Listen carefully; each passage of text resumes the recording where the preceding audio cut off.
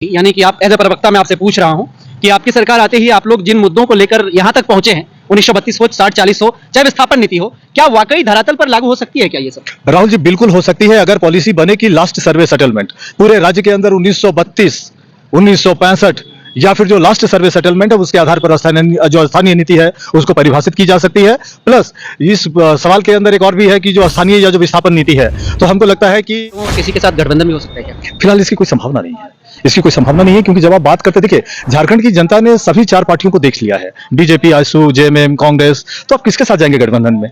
लेकिन मैं आपको इतना जरूर कहता हूं कि दूसरी पार्टियों में जो खाटी झारखंडी, जो खतियानी लोग हैं, जिनका दम वहां पर घुट रहा है और जिनके अंदर पोटेंशियल है, पार्टी उनको आमंत्रित करेगी समय पर कि आप अपनी राजनीतिक प्रतिबद्धता बदले और वो ऐसे राजनीतिक कार्यकर्ता अगर हम लोग की पार्टी जोहार, नमस्कार। अभी हमारे साथ जेबीकेएसएस के एक प्रवक्ता मौजूद है, विजय सिंह जी मौजूद है। इनसे कुछ खास बातचीत करेंगे और अभी हम लोग जहां पे हैं खड़े वह झारखंड का बरही चौपारण की धरती में मौजूद है। सर, सबसे पहले स्वागत है आपका सफर सच न्यूज में। धन्यवाद राहुल जी, आपको और आपके दर्शकों को मेरा जोहार। सर, क्या कुछ संदेश दीजिएगा आज बरही चौपारण की धरती से, क्योंकि मैं यहीं से शुरुआत करता हूं, उसके बाद सिलसिला जारी रहेगा। क्वेश्चन देखिए, जहां तक आज आपको पता है कि यहाँ पे बदलाव संकल्प सभा हुई है और बरही और चौपारण के इस मैदान में, जो प्रखंड मैदान है, वहां पे आपको देख रहे हैं कि हजारों की भीड़ हुई है। यहाँ पे रही बात संदेश की, तो आपको पता है कि झारखंड में बदलाव की लहर है और झारखंड के लोग 2024 के चुनाव को लेकर मन बना रहे हैं और हम लोग भी उनसे सीधा ये कहना चाहते हैं कि ये समय है राजनीतिक निष्ठा को बदलने का, क्योंकि बहुत सारे लोग ऐसे हैं जो किसी न किसी पार्टी के प्रति अपनी प्रतिबद्धता रखते हैं, अपनी निष्ठा रखते हैं, मगर राज्य जिस ढंग से पिछड़ रहा है, राज्य में जिस ढंग से शोषण है, राज्य में जिस ढंग से भ्रष्टाचार है और राज्य में जिस ढंग से नीति की अपंगता है, उसको ध्यान में रखते हुए 23 साल के बाद ही सही लेकिन राज्य पटरी पर लौटे। इसलिए चौपारण की धरती से और यहाँ के लोगों को मैं ये सीधा संदेश देता हूं कि आप तैयार रहिए। 2024 में आप जो मौजूदा राज्य की जो सरकार है उसको बदलिए। प्लस एक बात और हम कहना चाहेंगे कि ये जो रोटेशन पॉलिसी चल रही है झारखंड के अंदर कि एक बार भारतीय जनता पार्टी गठबंधन और एक बार जेएमएम गठबंधन की जो सरकार यहां बन रही है, ये परिपाटी खत्म होनी चाहिए। टाइगर जयराम महतो के नेतृत्व में एक नई सरकार, एक वैकल्पिक सरकार झारखंड में बने, ये आह्वान हम जरूर करना चाहेंगे। क्या लगता है आपकी सरकार आते ही, यानी कि आप एज ए प्रवक्ता मैं आपसे पूछ रहा हूं कि आपकी सरकार आते ही आप लोग जिन मुद्दों को लेकर यहां तक पहुंचे हैं 1932 हो 60-40 हो चाहे विस्थापन नीति हो, क्या वाकई धरातल पर लागू हो सकती है क्या ये सब? राहुल जी, बिल्कुल हो सकती है अगर पॉलिसी बने कि लास्ट सर्वे सेटलमेंट पूरे राज्य के अंदर 1932, 1965 या फिर जो लास्ट सर्वे सेटलमेंट है उसके आधार पर स्थानीय नीति है उसको परिभाषित की जा सकती है।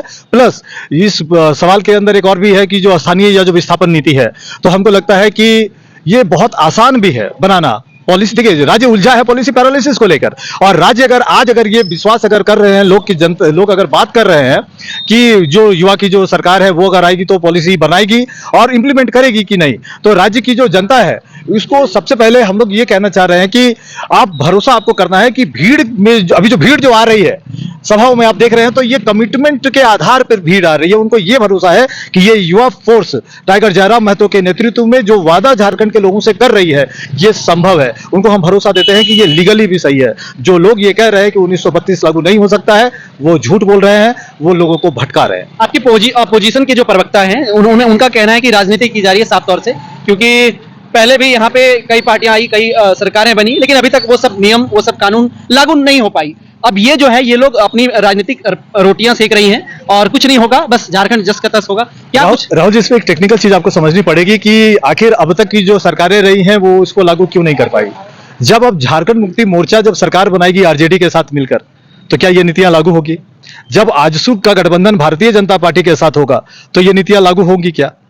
यहाँ पर राजनीतिक पार्टियां, राहुल जी, मैं ये कहना चाह रहा हूं कि झारखंड को झारखंडी सरकार चाहिए, उसको प्रो झारखंडी पॉलिसी इंप्लीमेंट करने के लिए यहाँ के युवाओं की खाटी झारखंडी सरकार चाहिए, अलायंस की सरकार नहीं। अगर भारतीय जनता पार्टी को दिल्ली पटना में जवाब देना है, ये पार्टी नहीं चलेगी। आरजेडी के रहते जेएमएम कोई प्रो झारखंड पॉलिसी नहीं बना सकती है।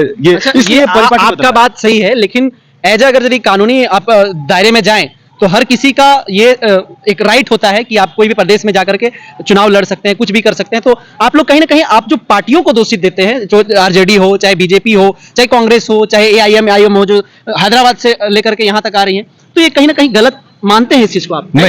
नहीं, ये एकदम सही है। इसलिए सही है क्योंकि इसमें दो बात आपको देखनी पड़ेगी कि हम लोग पार्टियों से कुछ नहीं कह रहे हैं, हम लोग उम्मीदवारों से कुछ नहीं कह रहे हैं, हम लोग सिर्फ झारखंड के लोगों से ये कह रहे हैं कि जो बाहरी उम्मीदवार है उसको आप खारिज कीजिए। झारखंड डिरेल हुआ है क्यों? झारखंड डिरेल हुआ, आप राहुल जी याद कीजिए कि 6 सांसद और 17 विधायक यहाँ पर बाहरी हैं। तो जब जो गैर प्रांत के जो लोग हैं वो जब झारखंड में अपनी राजनीतिक पकड़े जब बनाते हैं तो भ्रष्टाचार में लिप्त हो जाते हैं। अच्छा विजय जी, ये चीज मानते हैं आपकी जो बाहर के लोग, बाहरी राजनीतिक पार्टियों से बाहर के जो लोग आकर के यहाँ राज कर रहे हैं, वो गलत मानते हैं आप? बिल्कुल हम इसको गलत मानते हैं, क्योंकि इसके पीछे सीधा रीजन यह है कि उनकी निष्ठा इस मिट्टी के साथ नहीं है, उनकी प्रतिबद्धता कहीं और है।